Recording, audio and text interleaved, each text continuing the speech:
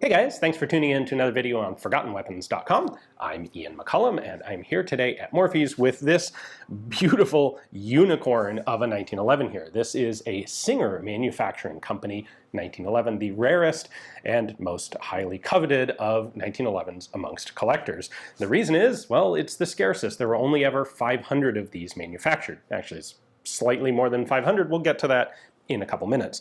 Now, the question is, why would a sewing machine company make pistols? Well, the answer is during World War I, a lot of odd companies made small arms for the US government. We had Frigidaire making M2 heavy machine guns. We had Postal Meter making M1 carbines. IBM, now the computer company, making M1 carbines. The Rockola Jukebox Company made M1 carbines.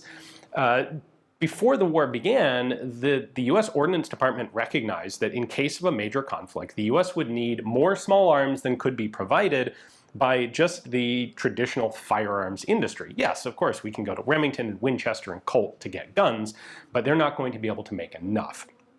And so the Ordnance Department set about doing studies to find out what other manufacturing companies could transition to making small arms.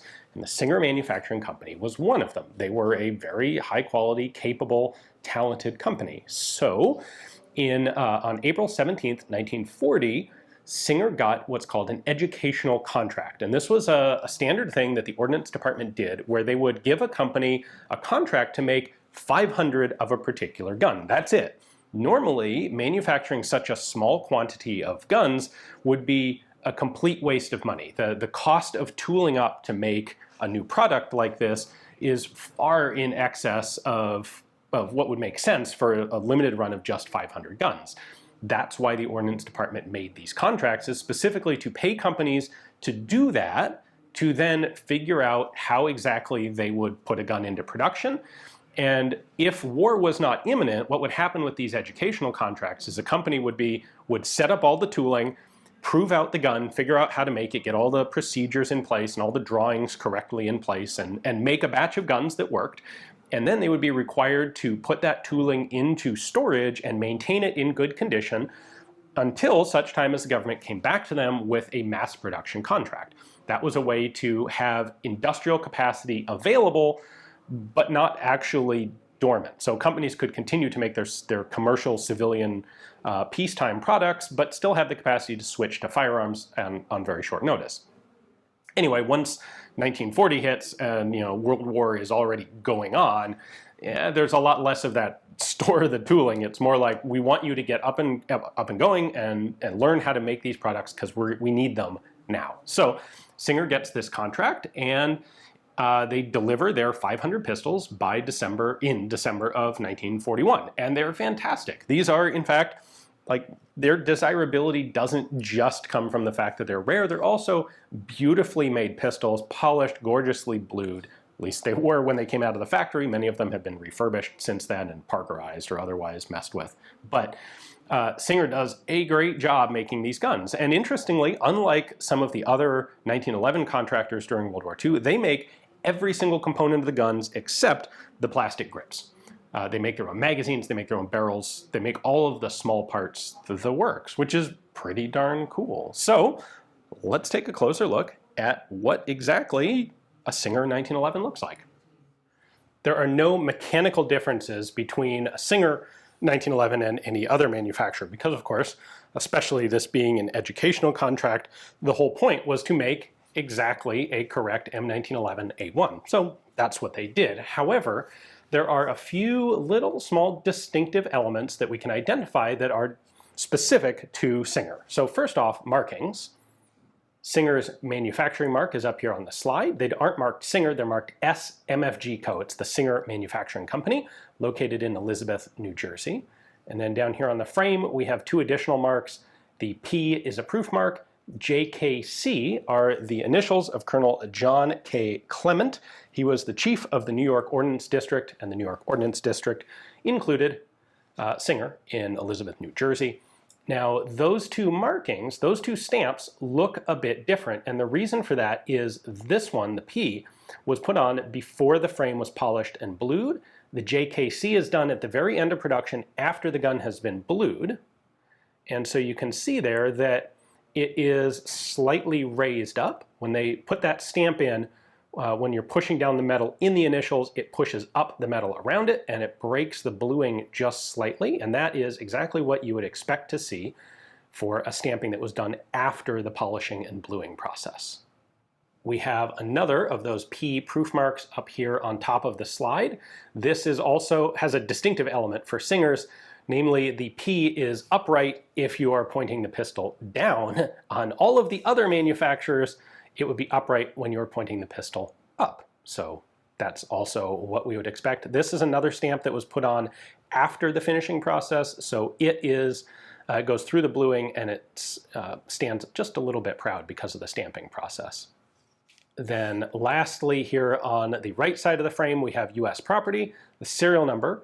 The 500 guns that Singer made went from 800,001 to 800,500. So this is early in the batch. Not that that's any more rare than any of the others. And then M1911 US Army. Sorry, this finish on the Singers is called DuLite bluing. And there were some other guns like Union Switch and Signals were also DuLite blued. However, Singer actually polished these guns, gave them a nice fine polish before bluing, and that leads to this absolutely gorgeous deep dark blue that you see here that also will pick up fingerprints like nobody's business. Singer made all of the parts for these pistols in-house, which is kind of unusual. The sole exception being the grip panels. Of course, they're not metal, they're made out of plastic. These were subcontracted to the Keys Fiber Company. The grip panels on the Singers have two distinctive features. First, they don't have any escutcheons around the screws. And second, more substantially, there are no reinforcement ribs on the inside of the molds. Later grips, including later grips made by this same subcontractor, for example, Union Switch and Signal guns, also subcontracted their grips to the Keys Fiber Company, but by the time those were being made, there are internal reinforcement ribs in the grips, and on the Singers, there are none. When Singer made their barrels, they fully blued the barrels, so this is a little bit worn, but you can see it's blued, which suggests that that is, in fact, the correct original barrel for the gun. A lot of other barrels are fully in the white, which is not correct for a Singer.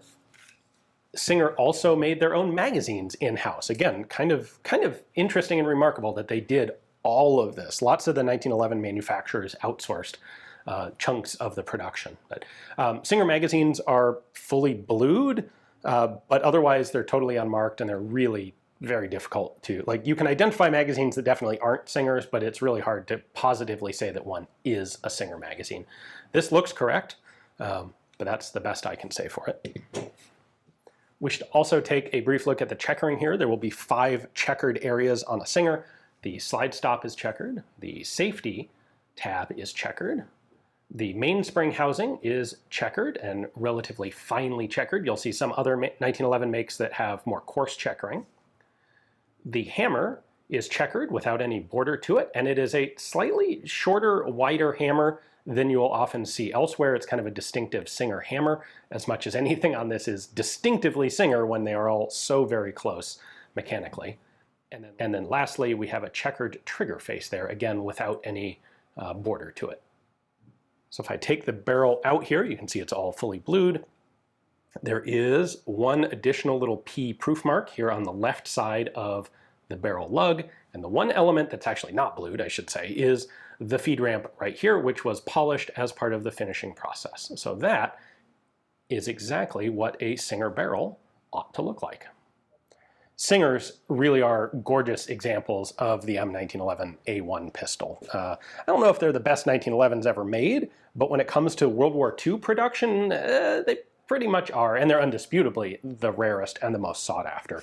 And it's pretty rare to find them, well, it's rare to find them, period, at all. It's very rare to. It's even rarer to find them in this sort of gorgeous condition. The 500 guns that were made did in fact get issued out by the military, and so a lot of them were used and abused. A lot of these went to the Air Force in particular, so maybe not as much used as much as something that went to an infantry division, but surviving examples in this condition are extremely scarce.